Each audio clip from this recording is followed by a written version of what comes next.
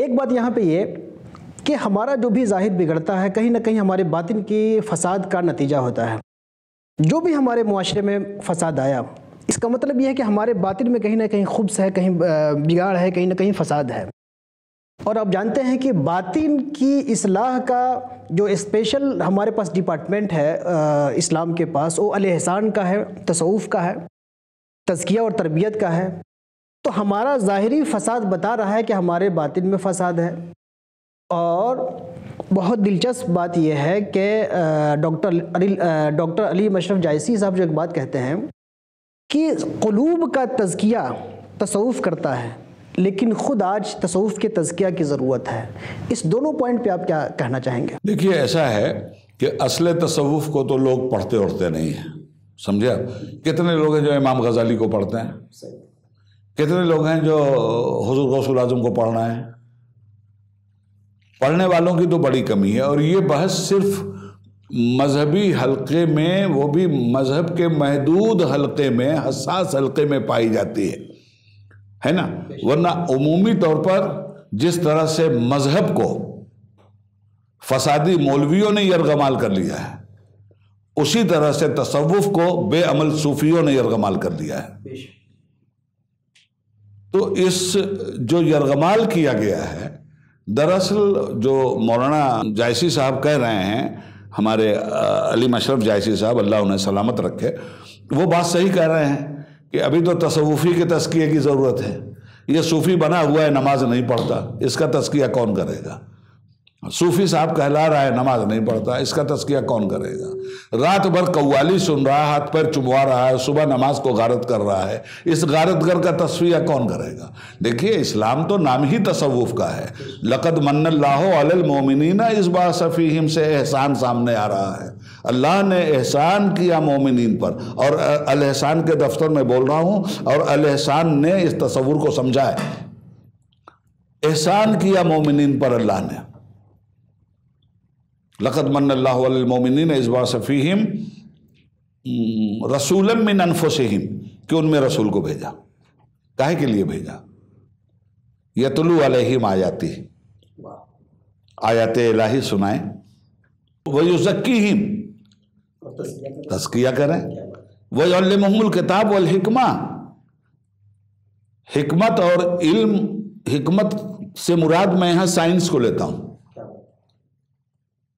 حکمت وہ جو 70,000 پردوں میں بھی چھپی ہوئی حقیقت کو بے نقاب کرنے کی صلاحیت رکھتی ہو, تب تو آپ کا علم کامیاب ہے. اور اگر وہ حکمت آپ کے پاس نہیں ہے تو آپ کا علم مضر تو ہو سکتا ہے, علم نافع نہیں ہو سکتا.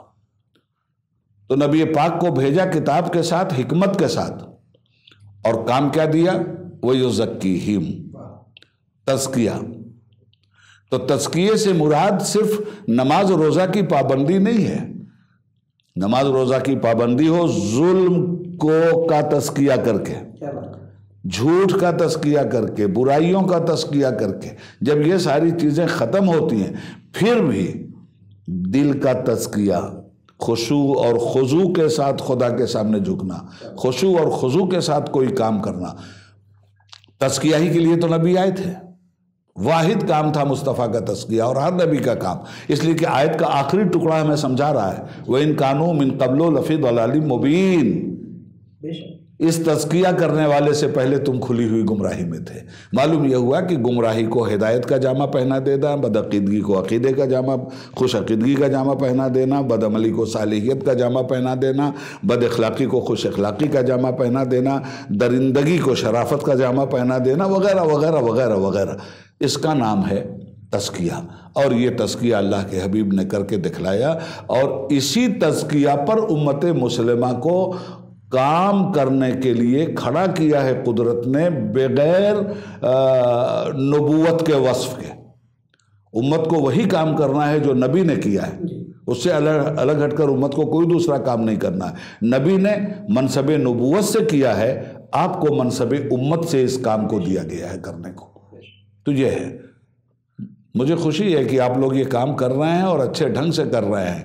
اور کل حضرت سے میری بات ہو رہی تھی تو یہ ساری چیزیں آئیں، معانی دین کی باتیں اور اس کی میں نے کہا حضرت سنیے، 2 چیزیں ہمیں ہمیشہ اپنے سامنے رکھنی چاہیے، اور میں اہل احسان کے دفتر میں آپ سے بھی وہی بات کر رہا ہوں کل جو شیخ سے میں نے کی، کہ تاریخ اپنے تسلسل کو توڑتی نہیں ہے۔ برا کہنے والوں کا تسلسل بھی ٹوٹنے والا نہیں ہے، اور برا کہنے والوں کی پرواہ نہ کرتے ہوئے اچھائیوں کے تسلسل کو آگے بڑھانے والے داعیوں کا بھی تسلسل ٹوٹنے والا نہیں ہے۔ تو آپ کو قدرت نے اس کڑی سے جوڑا ہے، یہاں شکر خدا کیجیے، وہاں اس کڑی سے وہ جڑے ہوئے ہیں، وہ جانے، ان کی فطرت جانے، اور اس کا جو انجام ہونا ہے۔ ہماری سوچ کی بنیاد پہ حقیقت نہیں بدلتی۔ 70,000 خدا مان لو تو یہ حقیقت نہیں بدلتی کہ خدا ایک نہیں ہے۔ خدا ایک ہے، مانو دنیا بھر کے، تمہاری سوچ ہے۔ تو بھلائی بھلائی ہے، احسان احسان ہے جو آپ کر رہے ہو۔ اب ان کی سوچ ہے کہ ہم اس کو بدل دیں گے، تو اس کو تو تم نہیں بدل پاؤ گے۔